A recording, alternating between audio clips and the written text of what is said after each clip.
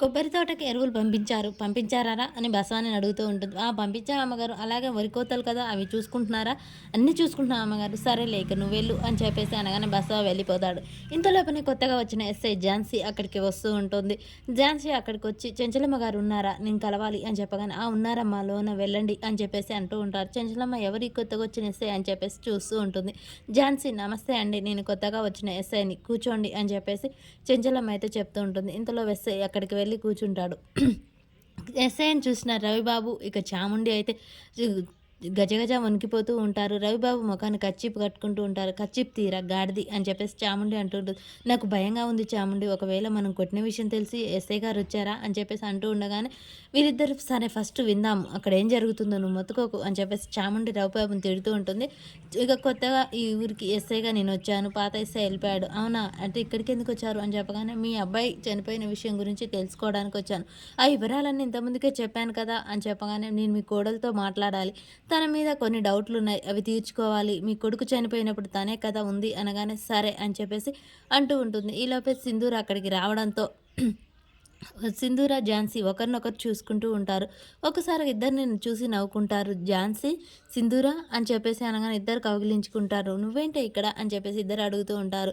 ఈ తను మా అత్తమ్మ అని చెప్పగానే దీనికి పోలీసులలో కూడా స్నేహితులు ఉన్నారనమాట అని చెప్పేసి చాముండి చూస్తూ ఉంటుంది. ఇక సరే నువ్వేనా సింధూర ఈ ఇంటి కోడలువా అని చెప్పేసి ఝాన్సీ షాక్ అవుతూ ఉంటుంది. నేను మేమిద్దరం చాలా ఫ్రెండ్స్ అండి, ఇంత ముందుకే ఇక్కడికి వచ్చినప్పుడే కలసాలనుకున్నాను, కానీ ఇక్కడికి వచ్చి ఇలా కలుస్తాను అనుకోలేదు, నా ఫ్రెండ్కి ఇలా చూస్తానని అనుకోలేదు అని చెప్పేసి ఝాన్సీ బాధపడుతూ ఉంటుంది. చెంచలమ్మ గారు నేను మాట్లాడొచ్చా మీ కోడలతో అని చెప్పగానే అదేంటమ్మా మీ ఇద్దరు స్నేహితులు అంటున్నారు కదా, వెళ్ళి ఎంత కావాలంటే అంత మాట్లాడుకోండి అని చెప్పేసి చెంచలమ్మ అంటూ ఉంటుంది. రా వెళ్దాం అని చాముండి రవిబాబు కూడా చాటుగా వెళ్ళి వీళ్ళ మాటలు వింటూ ఉంటారు. కూర్చోండి అనగానే అదేంటి కొత్తగా కూర్చోండి అంటున్నాం, మనం పేర్లు పెట్టి పిలుచుకుంటాం కదా, సరే తల్లి సరే కూర్చో అని చెప్పేసి సింధూర ఝాన్సీ మాట్లాడుకుంటూ ఉంటారు. ఏంటి నీ జీవితం ఇలా అయిపోయింది, ఎంత చలాగ్గా ఎంత చక్కగా ఉండేదానివి, ఇలా అయిపోయినందుకు నాకు చాలా బాధగా ఉంది. సరే అయిపోయింది, ఏదో అయిపోయింది, ఇక మళ్ళీ పెళ్లి చేసుకోవాలనే ఉద్దేశం నీకు లేదా, మీ వాళ్ళు చూడట్లేరా అని చెప్పగానే ఇక చాముండి ఆ మాట వినగానే సంతోషపడుతూ ఉంటుంది. ఇదేదో మనకు కొంచెం పనికొచ్చేలాగుందే అని చెప్పేసి చాముండి అయితే అక్కడే ఉండి వీళ్ళ మాటలు వింటూ ఉంటుంది. అలా ఏం లేదు, నాకు పెళ్లి చేసుకోవాలని ఏమీ లేదు, నేను ఇక్కడే మా అత్తమ్మతోనే ఉండిపోతాను అనగానే సింధు ఏం మాట్లాడుతున్నావు, నీకు అర్థమవుతుందా, నువ్వు అనుభవించిన జీవితం చాలా ఉంది, పెళ్ళైన మరుసటి రోజు నీ భర్త చనిపోయాడు, అలాంటిది నువ్వు ఏ సుఖం అనుభవించకుండా ఇలా ఉండటం నాకు ఇష్టం లేదు.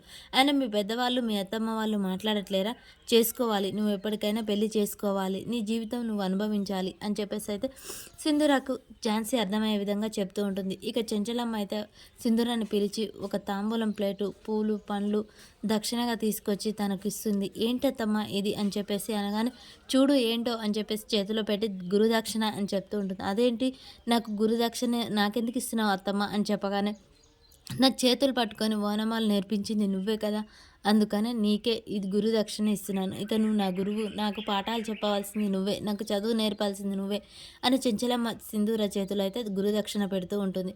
మరి సింధూర గురుదక్షిణగా సింధూర చెంచలమ్మకు చదువు చెప్పుకోవడానికి ఒప్పుకుంటుందా, లేకుంటే పెళ్లి చేసుకొని వెళ్ళిపోతుందా, అసలు ఏం జరుగుతుంది అనేది మనకు నెక్స్ట్ వీడియోలో తెలుస్తుంది.